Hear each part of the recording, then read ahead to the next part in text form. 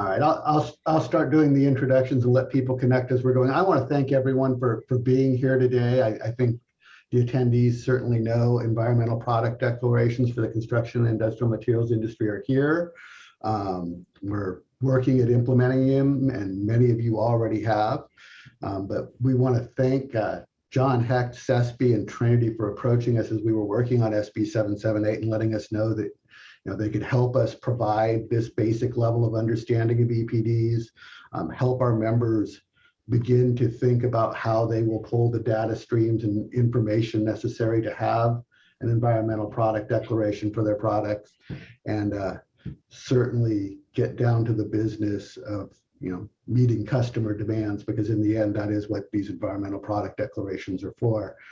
With us today, we have Marcus Firstman. He's a senior consultant in Trinity's Irvine office, extensive work experience in relative areas of air quality and analysis.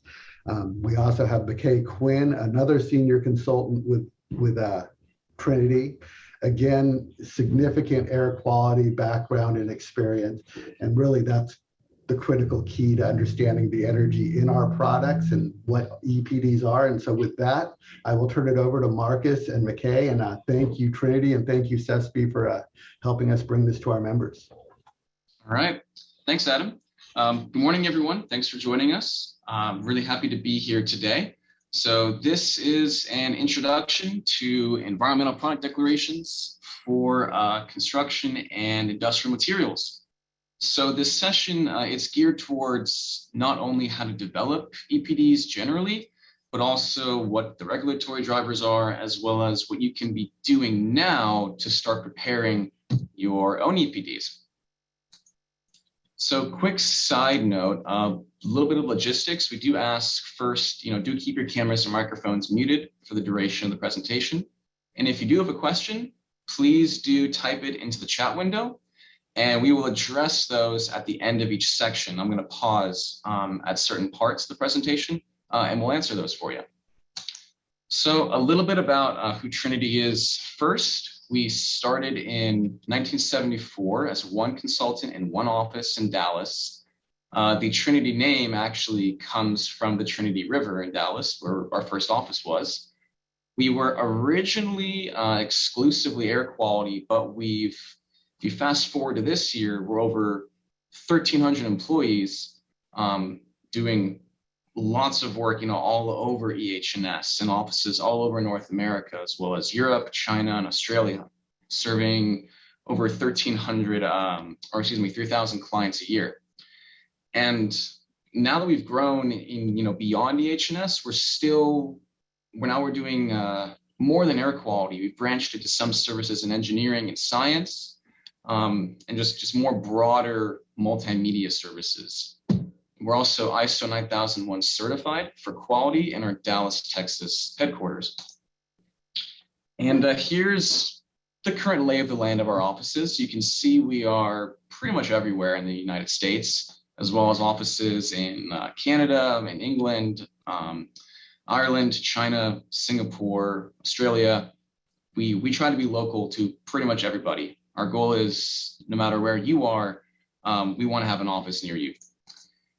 And like I said earlier, we've really grown from air quality into pretty much everything EH&S, including climate change and sustainability services, which is where the realm of environmental product declarations live. So quick introductions. So my name is Marcus Firstman. I'm a senior consultant with Trinity. I've been in our Irvine office in Southern California for about past 3 years, doing sustainability work in California, Texas, much of the East Coast, and other locations for about a dozen different clients and facilities, mainly in the construction industry, especially the major steel players. And with me is McKay Quinn. I'll let her introduce herself. Yeah, thanks, Marcus. So my name is McKay Quinn. I sit in our Oakland office, and I'm also a senior consultant. Been with Trinity, similar to Marcus, about 3 years. My work with EPDs and LCAs extends all across the nation, East Coast, the South, West Coast, and have experience in a wide variety of industries, including, of course, different cement and concrete industries and construction materials as well. Great. Thanks, McKay. So moving forward, here's our overall agenda for today. We are going to cover what exactly is an EPD, followed by a discussion of what are the drivers for making them, mostly regulatory drivers. Then McKay and I are going to jump into the meat of how to actually develop and publish an EPD. And then lastly, we'll discuss what steps you can start taking now to prepare for EPDs in the upcoming years. So what is an environmental product declaration exactly?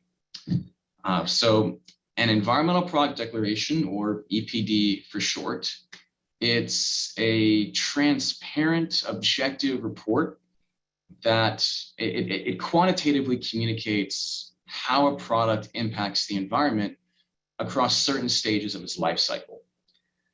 You can think of it kind of like the label on a cereal box, but instead of telling you calories, it's quantifying environmental impacts. That's really the heart of an EPD.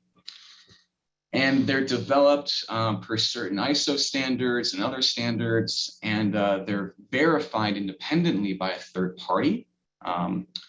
And they all they all follow a particular set of rules called product category rules to ensure that they are similar and comparable.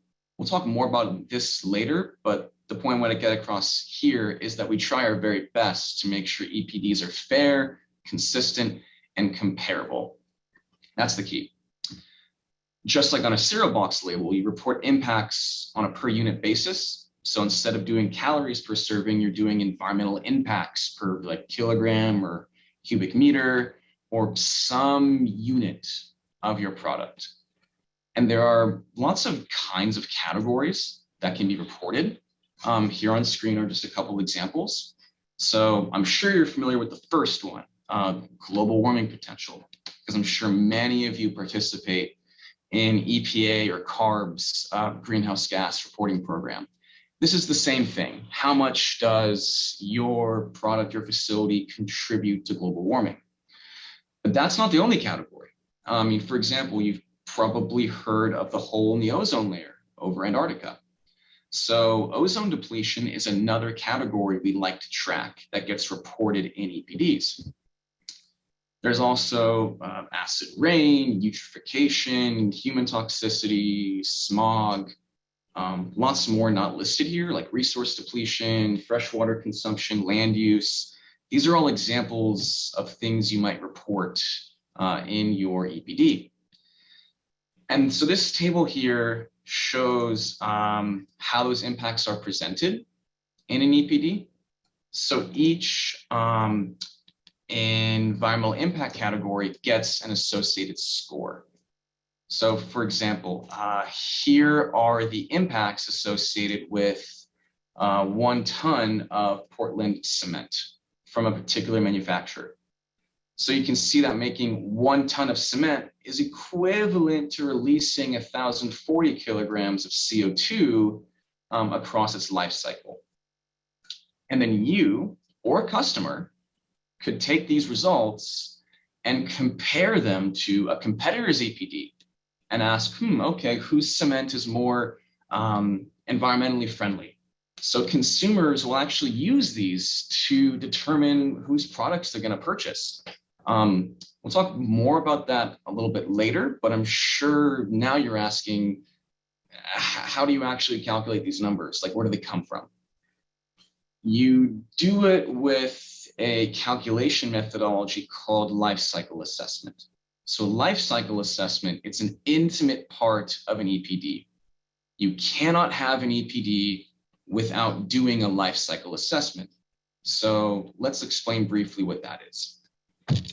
So a life cycle assessment, or an LCA for short, it's a process where you compile all of the inputs and all of the outputs of a product system, and then you calculate the environmental impacts of those.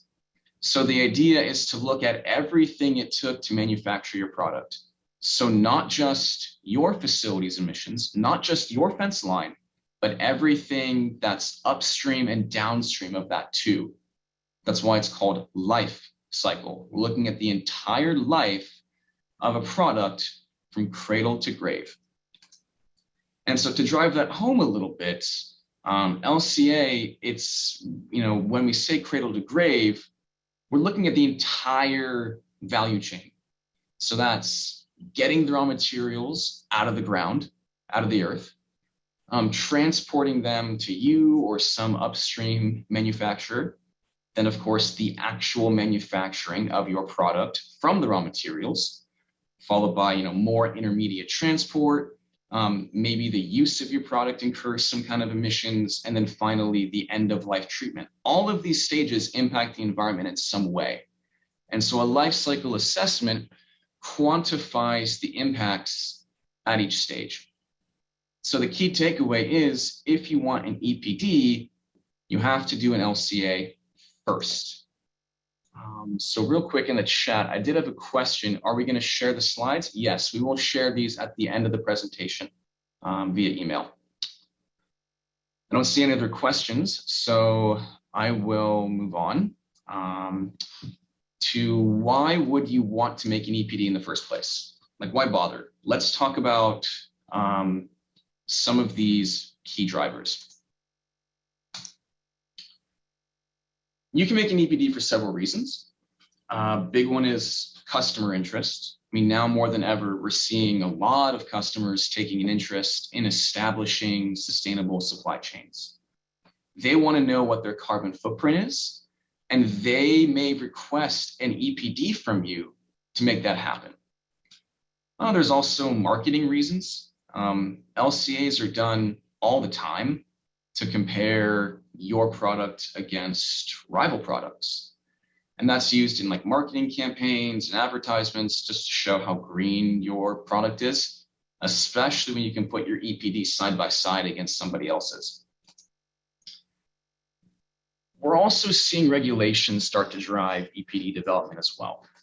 Kind of twofold. On the federal side of things, there's the General Services Administration, or the GSA. Earlier this year, they announced a new standard that they want contractors on federal projects to use what they call climate-friendly concrete and asphalt in their major projects. I'm going to address that on the next slide. But before I do want to mention there's state regulation as well. Namely, for our California clients, that's the Buy Clean California Act. So this bill mandates that construction contractors who are bidding on state projects have to submit EPDs from their suppliers of steel, glass, and insulation, meaning that the contractors need to request their suppliers, you, to perform LCAs and make EPDs. They also recently tried to add concrete to this. It actually failed to be added in a assembly committee meeting just a few weeks ago.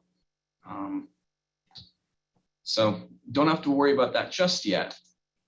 But most of the ones I talked about in the last slide, these are all under the umbrella of supply chain drivers, where for one reason or another, your customers want you to make an EPD, whether it's for federal or state regulations, or they're trying to meet some other initiative that sets targets. So for example, the World Green Buildings Council, they have this initiative to reduce embodied carbon in buildings, infrastructure, renovations by, it's 40% by 2030, and then net zero by 2050. So if any of your customers choose to participate in this initiative, they're going to ask you to make an EPD. Then there's the federal initiative I mentioned earlier. This is the GSA's initiative where they want you to use climate-friendly concrete and asphalt. Basically, if you're a contractor working on a federal project and you're using at least 10 cubic yards of material, what they're requiring is that concrete has to have a GWP that is 20% lower than national limits recommended by the New Buildings Institute. And so to demonstrate that you are 20% lower, they're going to ask you to make an EPD and state it there. And for asphalt, they're requiring you to use at least 2 quote unquote environmentally preferable techniques to be used in manufacture and installation. Jumping back to state, a huge driver we're seeing for our California clients, and really anybody who sells in California, so even if your facility's outside wants to sell in the California market, that's affected by the Buy Clean California Act. And so it's established these global warming benchmarks for several key materials, namely steel, glass, and insulation. Like I said earlier, they tried to add concrete to this, and it failed by a 4-3 vote in an assembly committee vote just a couple weeks ago. But that doesn't mean they're not going to stop trying. This bill has been several years in the making. And like I said, it's already in force for steel, glass, and insulation. And I think they're going to keep trying to add these other materials to it. I think concrete, asphalt, wood, I think all of those could potentially be added in the future. But at least for now, in the short term, you have some time. Now, CalCIMA had a huge role in getting cement struck from this legislation. And I think Adam, he wanted to spend just a couple of minutes talking about the efforts that CalCIMA made to get it removed. Adam, if you want to take the floor here. Well, I'm not sure about remove. We were actually in support of SB 778. And the reason for that well, as we go through this presentation, I think people, if they aren't familiar with the realities of concrete, will get familiar. And 778 had multiple safety factors in it that were designed around the inherent variability of the reality of the concrete industry. So it was unfortunate that it failed passage. We certainly as an industry would have been much better off if it had not, because it had many safety valves for all of the different ways an environmental product or an environmental product declaration measurement system can kind of come off the rails if the supply chain gets disrupted. So that's kind of what we lost when we didn't get SB 778. The politics of the legislature are interesting. That committee that it went through, I mean, people think of the legislature as a liberal body because it's controlled by 2/3 Democrats. That's actually a conservative Democratic committee, right? It's a government accountability function. That tends to be where the more conservative Democrats are placed in leadership. And clearly, I think contractors were successful in raising enough concerns about how this would implement in such an important area of the economy that the legislature punted on the issue. And I think that's part of the inherent challenge we have with concrete. And I think construction materials in general, they are relatively complex to explain. It's not, steel is somewhat easy, right? You fire up the burner and you measure the impact of the energy that goes into the burner.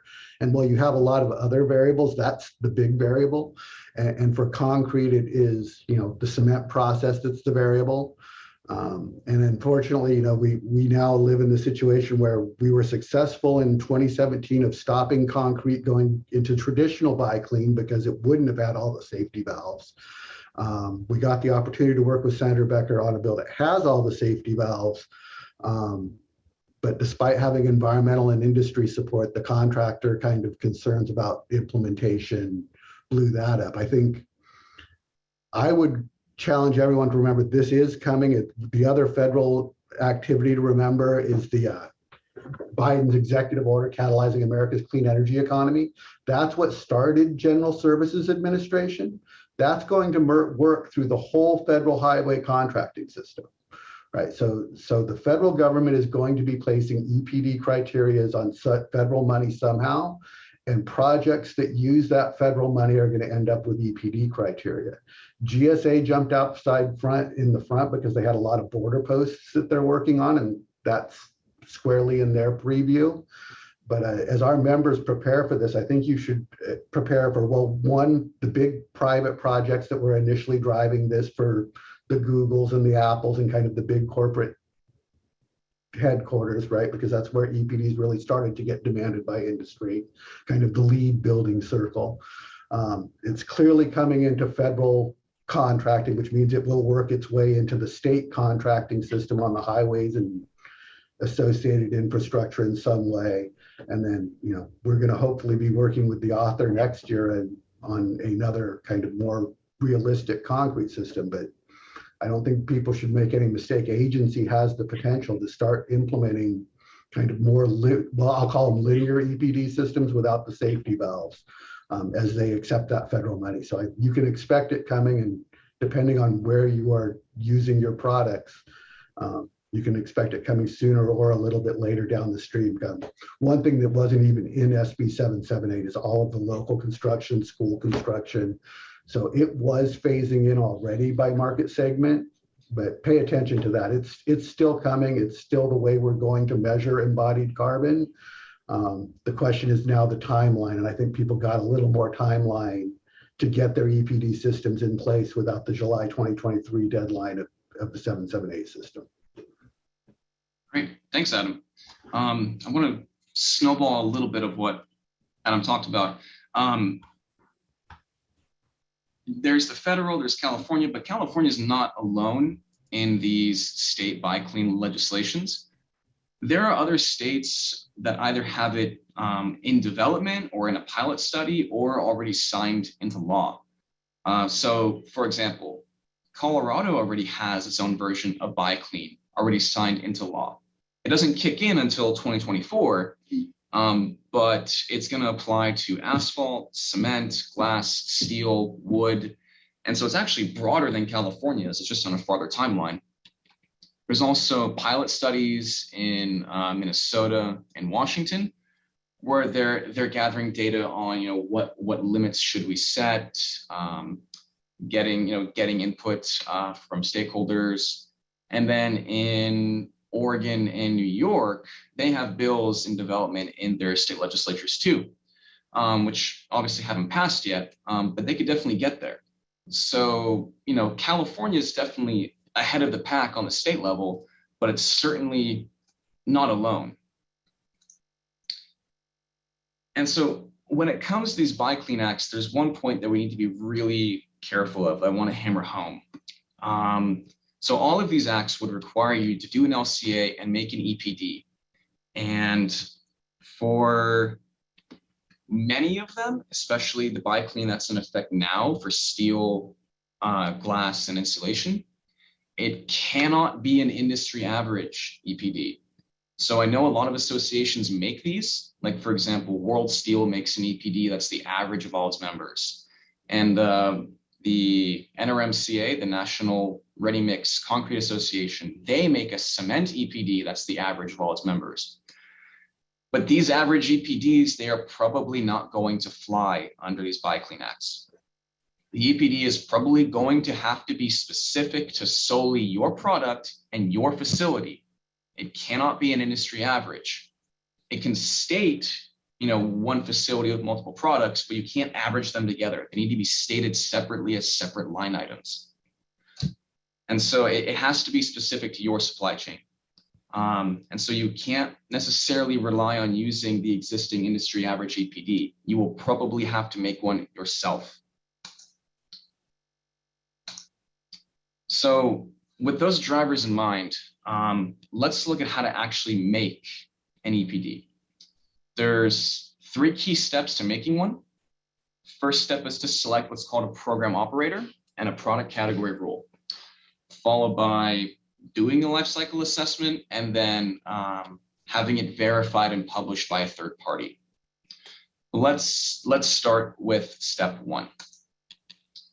So I'm going to bring up this roadmap just a couple of times to help us keep track of where we are, because it can get just a little bit confusing. We're going to throw a lot of information at you.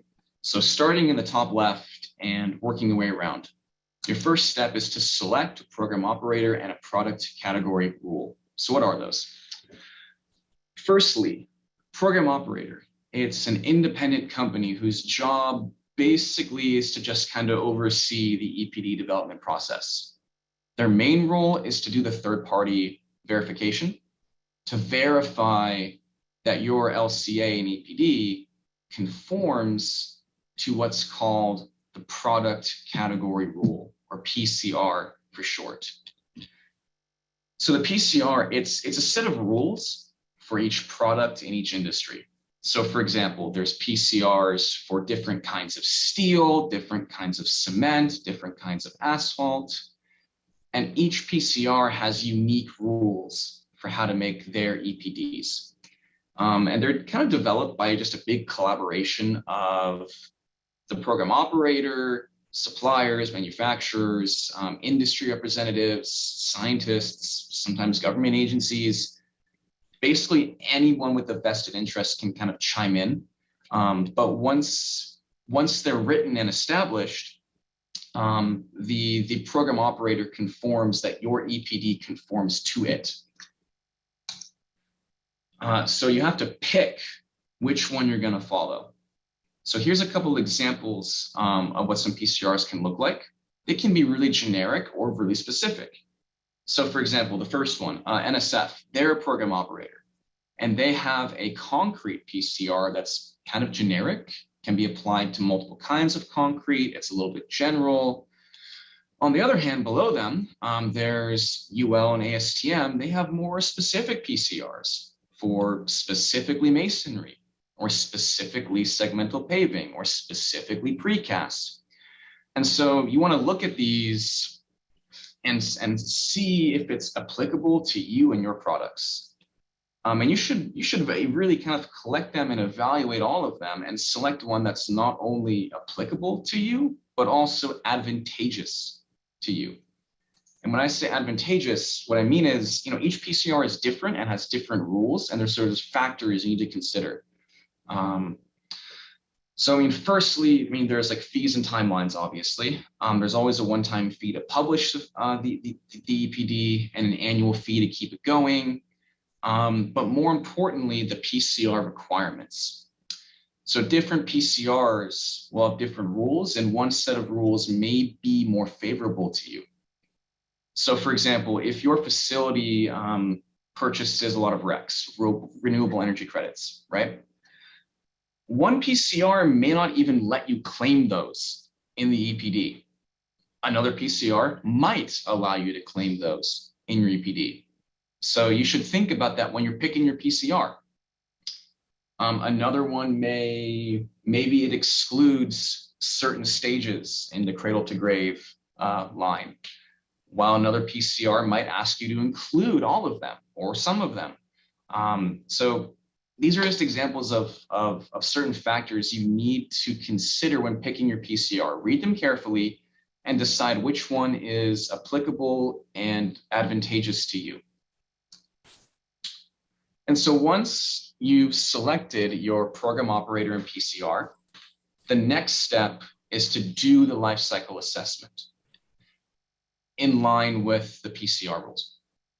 And so at this point, I'm going to turn things over to McKay, and she's going to walk us through the meat of how to actually do a life cycle assessment. So to take it away.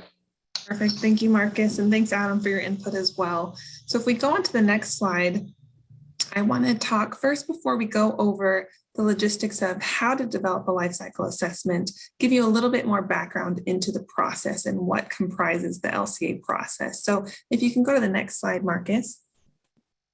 There's 4 main phases of the LCA process that we talk about or we focus on. And I'll walk through each of these. So first, you're going to want to define your goal.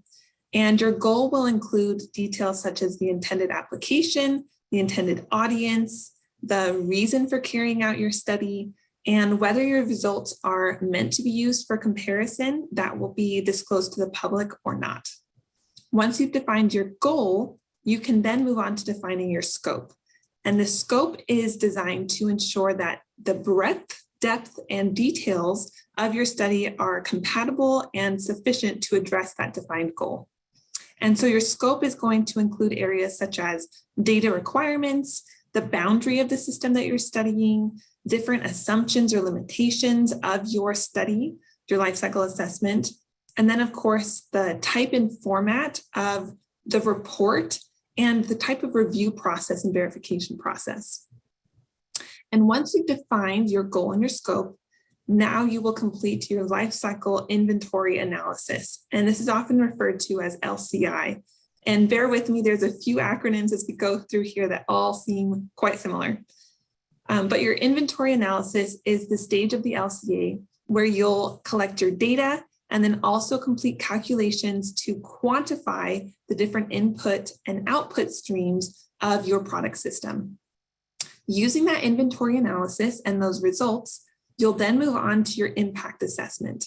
And your impact assessment, or LCIA, is when you will evaluate the significance of the different potential environmental impacts based on those results along the value chain and the life cycle of your product.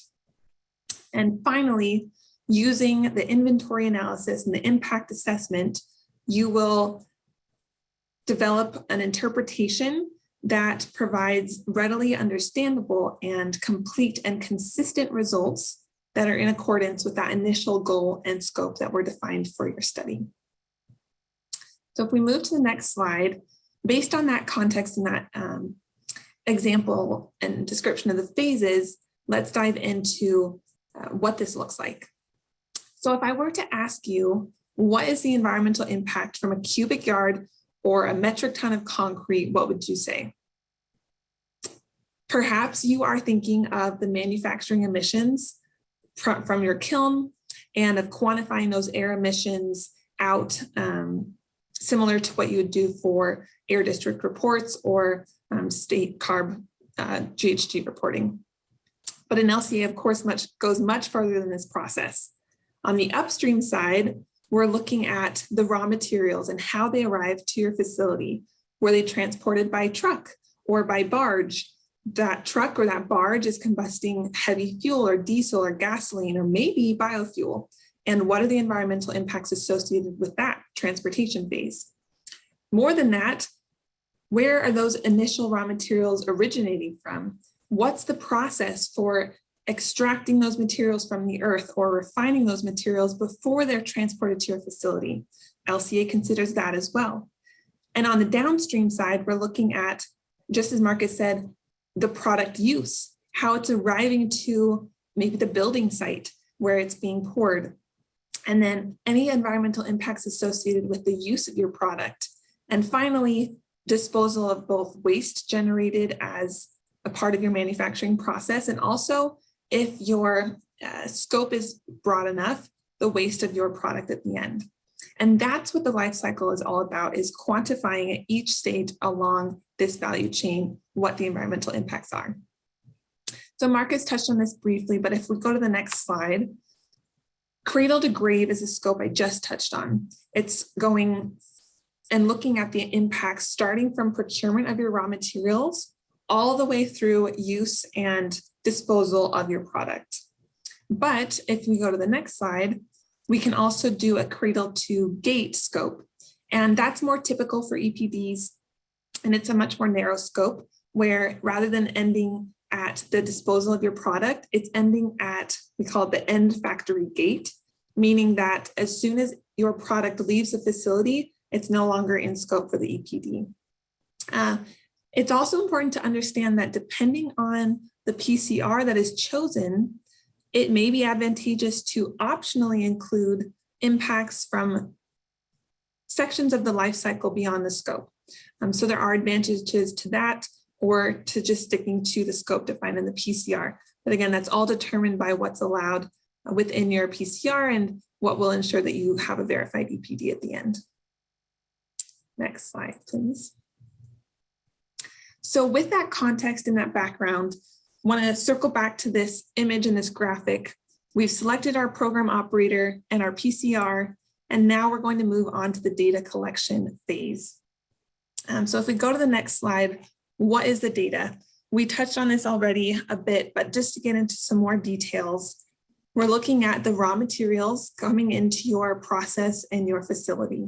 So we say the consumed quantity for a calendar year. And a calendar year is often the time period used. Of course, that's going to depend somewhat on the PCR, but it's a reference period, often of 12 months is what is required of data. And you want to be sure that you're choosing a representative year that incorporates different reduction strategies or efficiencies gained in your operations. So being sure that that reference year for the tonnage consumed of raw materials is representative in what you want to include in your EPD. We're also considering country of origin for these materials and how they were transported from that origin point to your facility. And an important point is also that materials extends beyond just those raw materials that will later constitute part of your product, but it also covers auxiliary materials. So things like cooling water and wastewater treatment chemicals and process gases, those also need to be considered within your LCA. On the other end of the life cycle, of course, we have product streams and waste streams. So looking at production quantities, and it's all within that same reference time period as your raw materials. And we're looking at where those waste streams are going, how they're being transported there, how they're being disposed of. Are they going into a landfill? Are they being incinerated because they contain hazardous materials? Perhaps they're being recycled, which is great, and you can claim credit for that in some cases. And if your scope is cradle to grave, then you're also looking at where your product is being used as well, of course. And then we have on-site processes. Oftentimes this is data coming from emissions inventories that are already being prepared, already being reported for other compliance purposes. And your emissions inventory will include on-site emissions from different process units. And additionally, you need to account for other fuel combustion and electricity use for the year. So how much natural gas is consumed across your facility for that time period, how much electricity is consumed. Details like that will play a major factor in your life cycle assessment. And I am seeing some questions come in. We'll pause at the end of this section for those questions, but we do see them coming in. Okay, if we go to the next slide. So now we've collected data, and now you'll provide that data to your LCA practitioner. So if we go to the next slide, your LCA practitioner, there we go. Your LCA practitioner is who will be creating the model of your facility using LCA software. And there's a number of softwares available. You can see on screen here a few snippets from a software called Gabby. And the value of the LCA software is that it includes many, many pre-built databases and processes that factor in industry-specific emission factors and geographically specific databases. So for instance, perhaps a raw material is sand or rock, and you want to understand and reflect those upstream impacts from using that raw material in your process. You may not have all of the details of emissions associated with extraction of that rock or that sand, the screening, the refining of it. But these data sets are available to reflect those upstream impacts. Similarly, you may know that you are transporting your rock 20 miles to get to your facility, but you might not know how to quantify all of the emissions associated with combustion of the type of fuel those trucks are using. That is where this software comes in handy as well, as it can quantify all those impacts. And so you can see in the middle image on the screen, we have an example of what this may look like in the software. This will look different depending on the software, but it's similar to a PFD. And then each of those little gray boxes you can see has a lot of data embedded in it about the different environmental impacts across all those impact categories that Marcus touched on. And a lot of value is added just by pulling this into the software so you can calculate and quantify those impacts. And then those results that are generated from the software and from the model created by your LCA practitioner will be distributed for each of the different steps along your life cycle. And that may look something like the image on the bottom, where it's specifying quantity and contribution from each step along the way. So if we go to the next slide, based on that inventory analysis, which was completed, and that model that's been developed by your LCA practitioner, you will then need to have an LCA background report drafted. And if we go to the next slide, This background report is where your LCA results will initially be summarized. And it's a confidential report that includes details such as the product composition, the facility information, and specifics to your operations, the different methodologies used to complete the LCA calculations and model, details even going into throughput quantities of the input and the output flows of material and of energy, and of course the final results, which are summarized similar to that table that we've already showed previously at the bottom of the screen. And based on this background report, that third-party verifier will review it and be able to confirm that the LCA was completed in conformance with the product category rule and the various ISO standards governing LCAs and EPDs. That third-party verification of the background report will tie directly to verification of your EPD.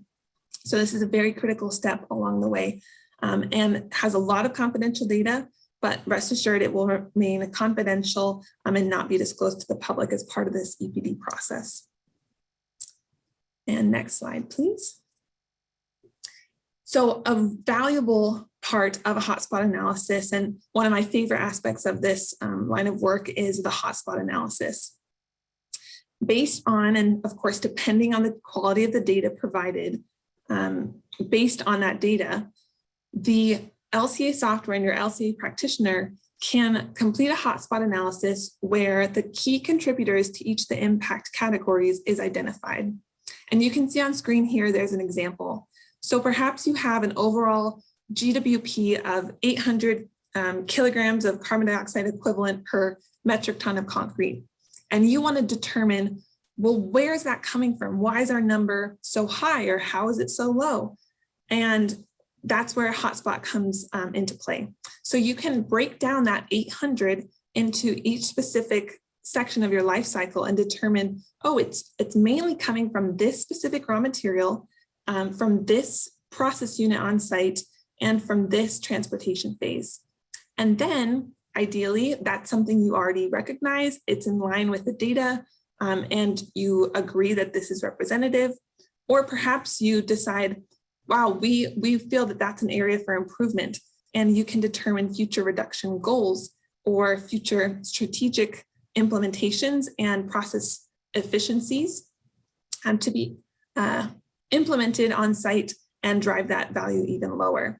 So this is a key component to meeting your GWP limits across different legislations and ensuring that each hotspot that's showing up in your life cycle is representative and you have reduced it as far as you can. Okay, next slide. So in summary, for this phase of the EPD development of life cycle assessment, what are the main factors to look at? One is that timeline of completing an LCA. Depending on complexity of your operations, it's ranging anywhere from 1 to 6 months. As I mentioned, data quality is an inherent limitation and a key factor. Great data and detailed data will lead to a more straightforward verification, a more valuable hotspot analysis, and a product and facility-specific EPD. The contrast of general data and industry average data, it's going to lead to issues with your EPD verification or usability for legislative purposes, and more limited hotspot analysis. And then, of course, as you consider your LCA practitioner, we found that it's extremely valuable to choose an LCA practitioner who has engineering knowledge, who understands before it's even completed where your hotspots will be, and who can help refine that LCA to drive your impacts down. And of course, then expertise in the different softwares available. So with that, as we move to the next slide, I want to pause and just see questions and what we can address in here. Yeah. There's a question in the chat, McKay. If you don't mind, I'll take it. There's a great question in the chat asking, the PCRs all have different requirements, so how can that provide for consistent and fair evaluation across different PCRs? And it's a really good question. The idea, ideally, is that EPDs are only comparable within the same PCR. And so EPDs done under one PCR are not necessarily comparable to another PCR. Unfortunately, customers don't always get that nuanced difference. That's why picking the best one for you is really crucial. And I mean, ideally, the agency would just tell everyone what PCR to use, but in its current form, they don't. Thankfully, most of the PCRs, they all conform to the same ISO standards. It's like, for example, all the steel PCRs I see conform to ISO 21930. So they're generally similar. The differences are there, but they're second order. You know, they don't break the bank, but they're not negligible either. They're worth taking a look at. That was the only question I saw. So, okay, I'll turn it back over to you. Okay, thanks, Marcus. Okay, so rounding out how to develop an EPD, let's look at the last step, which is third-party verification and publication. So as we move to the next slide, we can see where we are in this checkpoint. We've moved through the different steps, and we're now at the point where the LCA background report and the EPD will be submitted to the program operator for verification. So if we go to the next slide, what does this look like? First, your program operator will need to independently review that background report and ensure that it conforms with the PCR and the ISO standards. Based on that verification, they will also then verify your EPD and publish your EPD. And you can see here an approximate timeline. It varies depending on your program operator, but the steps are generally the same. You'll submit the background report and the EPD for verification. They'll review it. They may provide comments for revision, at which point you'll implement those comments, potentially revise your results based on feedback, then provide it back to your program operator for final review. And then finally, you'll have a published EPD as published by that third-party verifier. Something to keep in mind here is that EPDs are valid for a period of 5 years. And in addition, anytime that there is a material change, which is often a change greater than a change of 10%, we'll say, to your facility operations, that would significantly impact those environmental impacts. You'll also need to update your EPD. So this is something to keep in mind as you are completing your verification process of just how long this EPD will be published and publicly available as far as what data it's representing and including. As we go to the next slide, we've mentioned the ISO standards throughout this presentation and just want to make sure you're all aware of which standards we're referring to. So I won't touch on all of these, but you can see the ISO 14000 family, which provides the framework and requirements for EPDs and LCAs. And of course, ISO 21930 there at the bottom regarding sustainability in buildings and civil engineering works. So as we go to the next slide, to wrap up this third step, what are the main factors to consider? One is the representative year that is chosen. So as I mentioned, this EPD will be valid for 5 years. You want to make sure that you are representing the best data possible for your facility. That means that if you are wanting to have an EPD that demonstrates reductions that are taking place currently, then you'll need to take into account that you need likely a year's worth of data showing that reduction. And then you also need to tag onto that the additional time for the LCA completion and the EPD verification. So timelines to think about, especially as we see these legislations becoming a requirement and being implemented.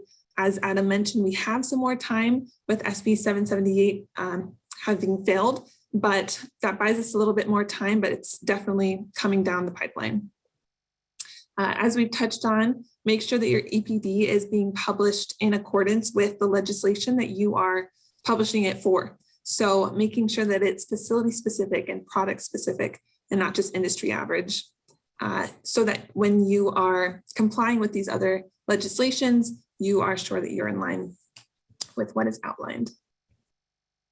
Okay, so to wrap up this webinar, we want to provide just another example of how you can prepare for EPDs at your facility, and then some final recommendations and guidance. So I've outlined an example for ready-mix concrete. And as we think about ready-mix concrete and the operations to produce it, this is very high level, but we're thinking of those raw material inputs, the manufacturing, and then the outputs. Now, if we want to go one step further in the LCA for our thought process, if we go to the next slide,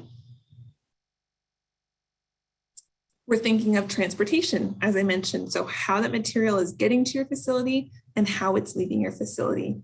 And then one more step, if we go to the next slide, is the upstream impacts.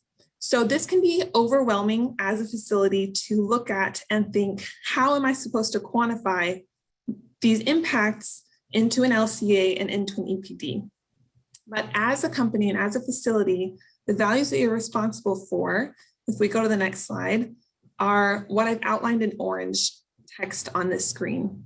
So it's quantities of material, it's distances traveled, it's emissions inventories. And as long as you're able to track and provide that data to an LCA practitioner, that additional information and those additional data sets and understanding of the impacts along that value chain will be incorporated by that LCA practitioner.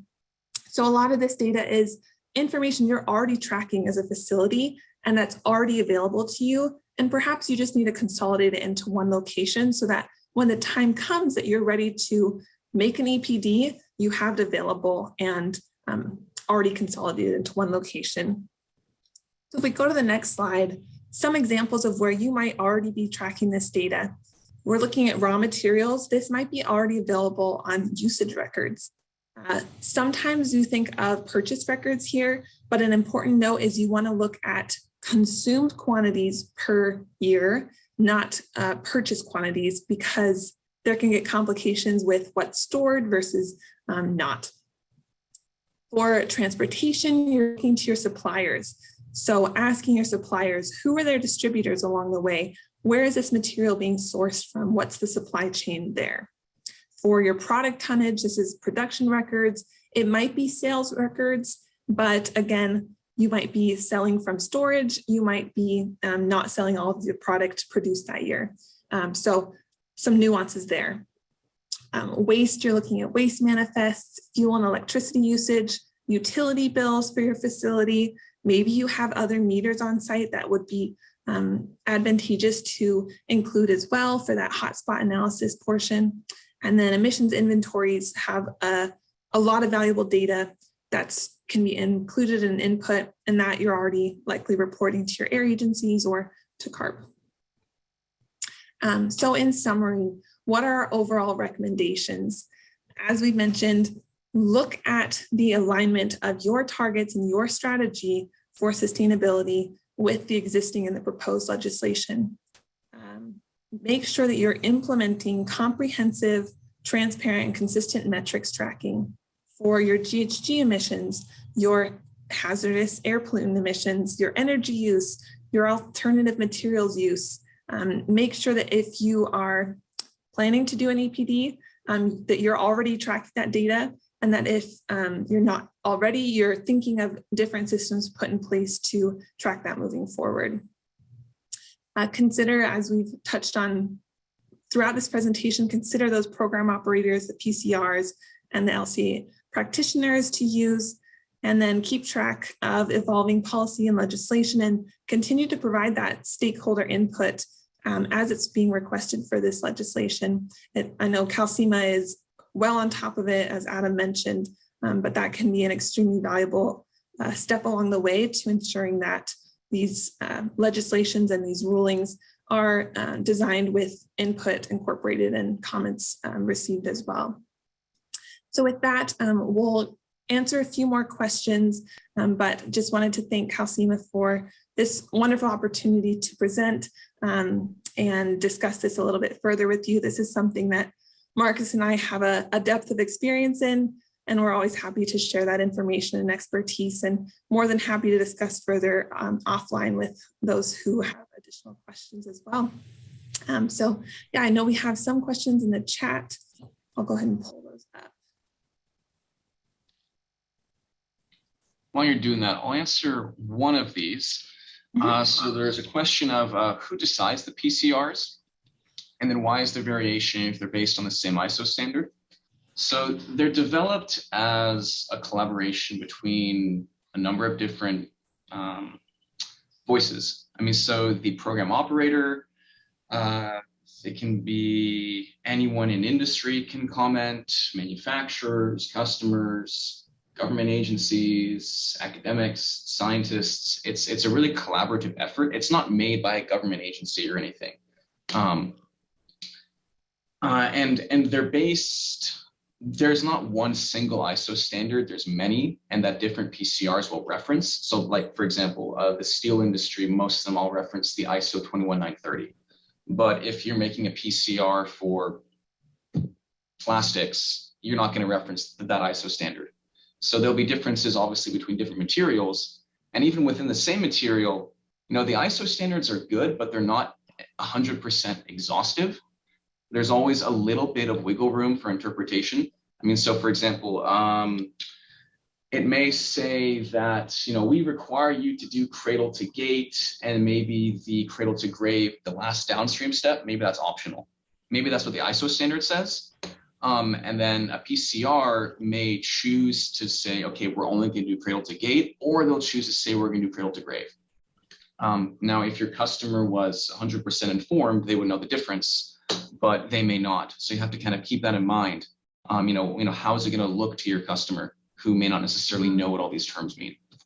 And also, I'll just add to that, Marcus, as well. Sure. We've mentioned that there's differences in PCRs. They are pretty nuanced differences. So I think as individuals who, this is our line of expertise, and we're just diving into these PCRs and how we can refine these LCAs for our clients and really reflect all of the reductions or the strategies that they've implemented as a company. We're diving into those nuances. But as Marcus mentioned, on a high level, to folks who aren't super familiar, the PCRs are quite consistent. It's just getting into very small details where maybe you really want to show a credit for something you're doing, and one PCR lets you and one PCR doesn't. There's ways to work around that to optionally display this information. So again, it's nuanced. There's not going to be drastic differences between the PCRs, but it's just one strategic element to consider as you're looking at this EPD process. Okay, he also asked, is the PCR straightforward enough for any company to do their own LCA, and is software required? Do you want to take that one? So sure. So the great thing about the like concrete and aggregates industry is EPDs have been around for a long time. Industries are new to this process, but there are thousands of EPDs that already exist and a lot of software that's designed specifically for this industry. So there is some software that's available for free, and there is some software that I think is pretty straightforward. It might not have as many data sets available. It might not be as complex for more complex systems, but you know, depending on your facility and your operations, it might be just fine. So there's really a range of options there. And I think in some cases, a company may be able to perform their own LCA.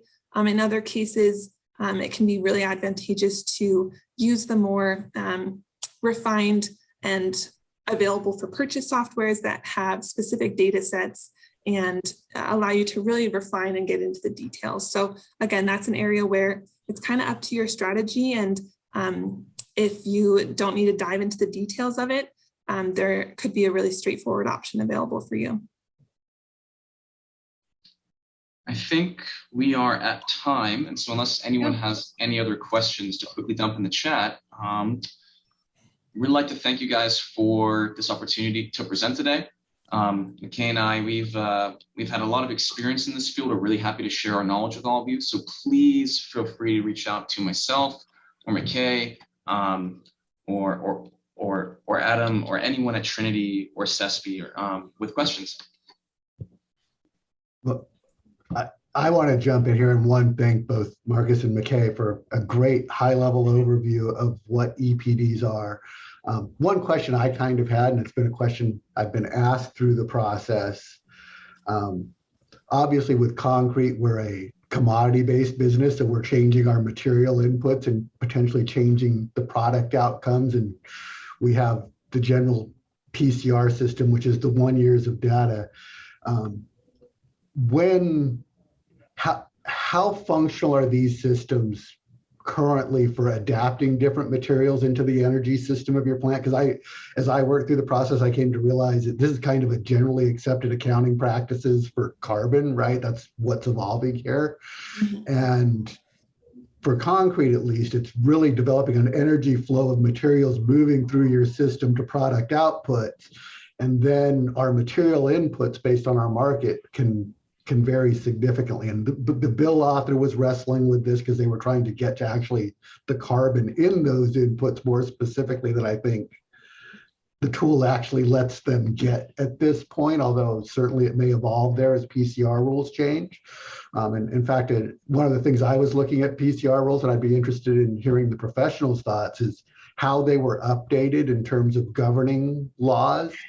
Might be an important thing for a company to consider in selecting a PCR. You certainly want to know that there is kind of, I think, stable leadership on that side, since it is an independent process, but that's one of the many criterias, I think, in this. But I can't thank you enough for the high-level overview. I know our members have been working on this vigorously and thinking about this vigorously. There are tools out there. Thank Trinity and CESP for making themselves available, and encourage our members to reach out and take advantage of the resource and get us any questions, because we do intend to keep supporting industry down this. We see embodied carbon being a very realistic, ongoing management concern for us until at least 2045, right? That is the net zero carbon target.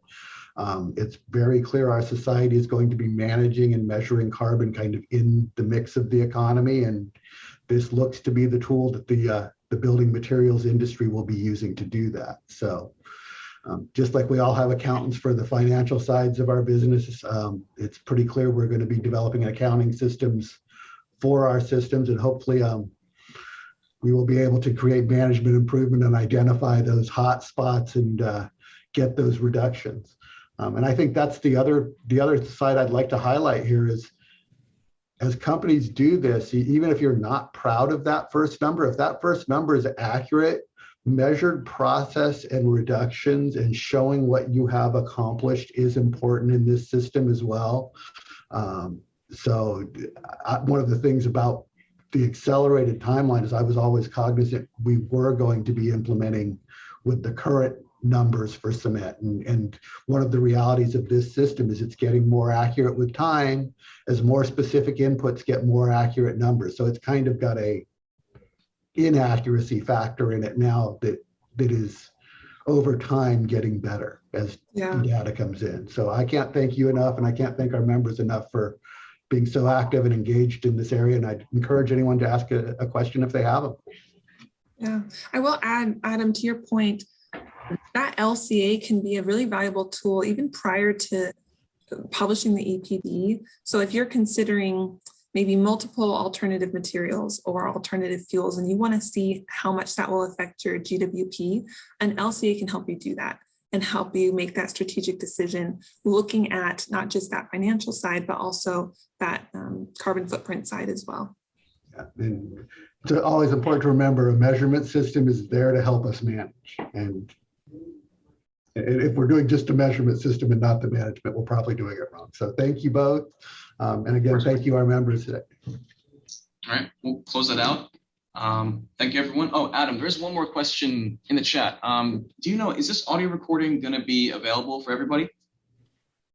I will defer to Abby on how we are making that available, because I'm not privy, but yes, we recorded it, and I believe it was so we could distribute it via our website, and I'm not sure how we were going to do that, so I'll let Abby jump in there, but we will get it out to participants, or yes, get how we get it out to you if it's a link. Yes, yeah, I did record the webinar, and it should be available sometime next week. Thanks, Abby. With that, I don't see any other questions in the chat. So again, thanks everyone for joining us. Really appreciate your time. And please, our contact information is on screen. Reach out to us with any questions. Thanks so much. Thank you. Thank you. Take care, everyone.